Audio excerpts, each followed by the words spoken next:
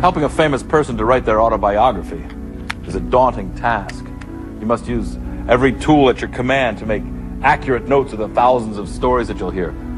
Martin Ames has taken a job to write the autobiography of Wilfred Clayton, a hard-headed businessman with a heart to match. In fact, Clayton is so mean that... Wait, Martin's been taking the notes. Let's let him tell the story. No. Where was I? Sentiment. Oh, yeah, sentiment. Okay, Mr. Clayton, we're recording.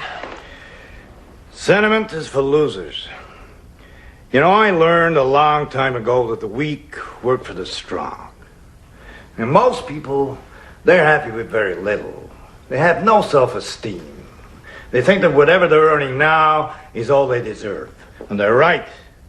Wilfred Clayton was a cold-blooded monster. He was the most insensitive, self-loving egomaniac I'd ever met. That thing pick me up if I walk around? Yeah, it's very sensitive. Yeah, most people were born to serve. Tell them what to do, they'll do it. Treat them like a dog, they'll obey. Show them the hoop, they'll jump. Clayton was the president and founder of one of the largest textile companies in the United States. He hired me 2 months before to ghostwrite his autobiography. It was my first paying job as a writer, and I was excited. But that didn't last long once I got to know him.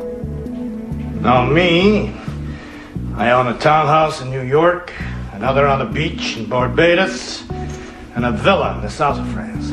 At first I took my notes in longhand, but I switched to a tape recorder so I could tune out his obnoxious opinions. I didn't get everything I have today by giving my employees an annual cost of living raise, I can tell you that. If they don't like it, they can find themselves another job. So, what do you think, Marty boy? Pretty good, huh? I'd say I got myself a bestseller happening right here in this room, wouldn't you? Say yes. Yes, sir. You gotta play little mind games with the worker ants. Let them think the other guy is doing a better job than they are.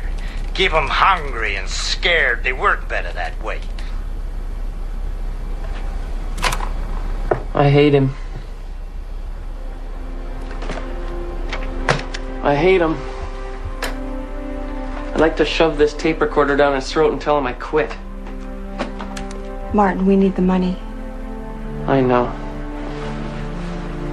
Why does a creep like Wilfred Clayton have so much when so many good people have to struggle just to get by?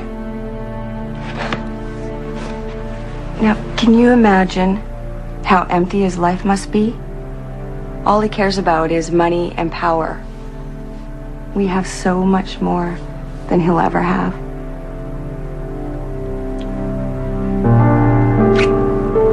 I love you.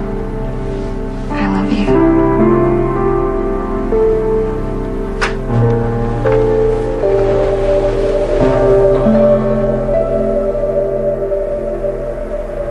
Later that night, we were both asleep when the storm kicked up. But what really woke us was the tape recorder. I used to have this woman working for me. She told me she was a single mother. She wasn't getting paid enough to feed her 4 kids. I fired her right on the spot. Martin, what's going on? I think the recorder came on. I hate weak people. I really hate them. They can come whining all they want. They're not getting it. It won't go off. Self-esteem. Serve. Lord. Hate weak people. Hate. Stop it! Stop it! Now. It's over, Julie. It's over.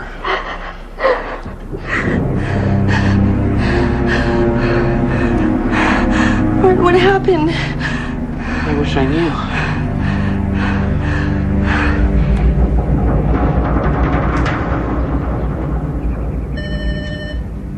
Yeah. Mr. Clayton, I'm sorry I'm late. What with the storm last night, I don't want to know your problems. There's plenty of other crummy ghost riders out there who can get here on time.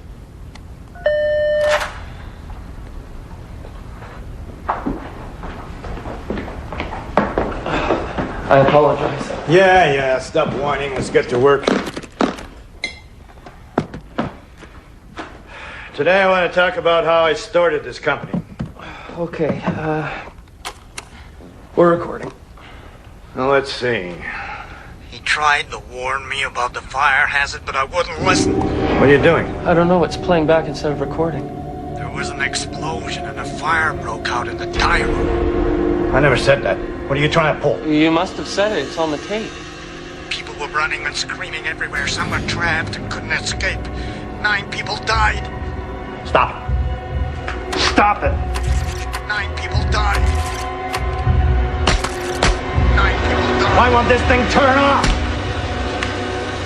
I denied it all and collected the insurance. That's how I built Clayton Fabrics and Textiles into the company it is today. No. No. It's not true.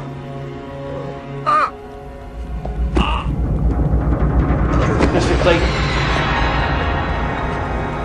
Wilfred Clayton survived the massive stroke he had that day and became a changed man. His autobiography was released shortly before his death a year later. He gave me full writing credit. And in his will, he left Clayton Fabrics and Textiles to the families of those that perished in the fire.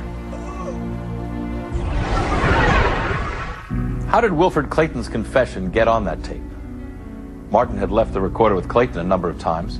Did Clayton record a confession out of guilt and then push the wrong button trying to erase it? Or was his brain in such a pre-stroke condition that he might have said something involuntarily? Or was it the ghosts of 9 dead workers controlling things from beyond?